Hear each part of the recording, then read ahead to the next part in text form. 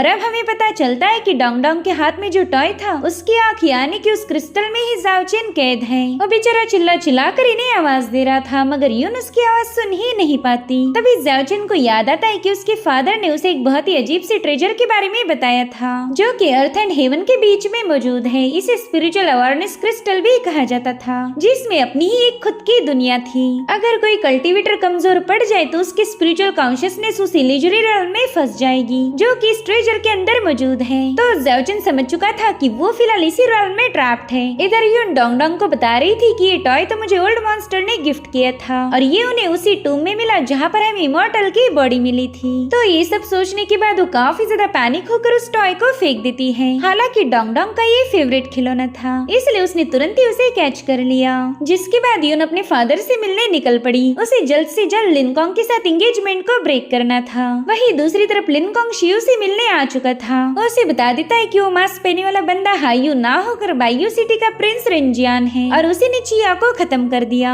साथ ही वो मुझे और मेरे फादर को भी अपनी साइड करवाना चाहता है लेकिन हमने फिलहाल तो उससे हाथ नहीं मिलाया। अगर आप जो मुझे चाहिए वो दे दो तो मैं उस रेंजियान को मना कर दूंगा। तब तक यून भी हॉल के सामने पहुंच गई थी। उसने इन दोनों की बातें सुन ली थी जहाँ पर शियो लिनकॉन्ग से वादा करती है कि यून और उसकी सगाई बिल्कुल कैंसिल नहीं होने वाली। ये सब सुनकर तो यून काफी ज्यादा हर्ट हो गई। वो अपनी सिस्टर से कह रही थी कि आप हमेशा अपने डील्स के लिए मुझे यूज करती आई। ये सब जाओ चेन ने भी सुन लिया। उसे भी अब शियो पर गुस्सा आ रहा था कि ये लोग यून को हमेशा सरप्राइज क्यों करते आए। अब यून के वहाँ से जाने के बाद लिनकॉन्ग शियो से कहने लगा कि प्लीज हमारी शादी करवा दीजिए और मैं हमेशा आपको सपोर्ट करूंगा। तो शियो भी इसके लिए राजी हो गई लेकिन उसकी एक शर्त थी। वो लिनकॉन्ग से कह रही थी कि तुम्हें उस रेंजियान को खत्म करने में मेरी मदद करनी होगी। वही दूसरी तरफ चांगफेंग को जब पता चला कि लिनकॉन्ग शियो से डील करके आए तो वो काफी ज्यादा भड़क गया। वो कह रहा था कि तुम उस लड़की के लिए पूरी तरह से पागल हो चुके। अगर तुम रेंजियान का साथ देती तो यहाँ का राजा बन सकते थे मगर तुम्हें तो बस उस यून का नौकर बनने में ज्यादा खुशी मिल रही। जिस पर लिनकॉन्ग कह रहा था कि मैं यून से प्यार करता हूँ और उसके लिए किसी भी हद तक जा सकता।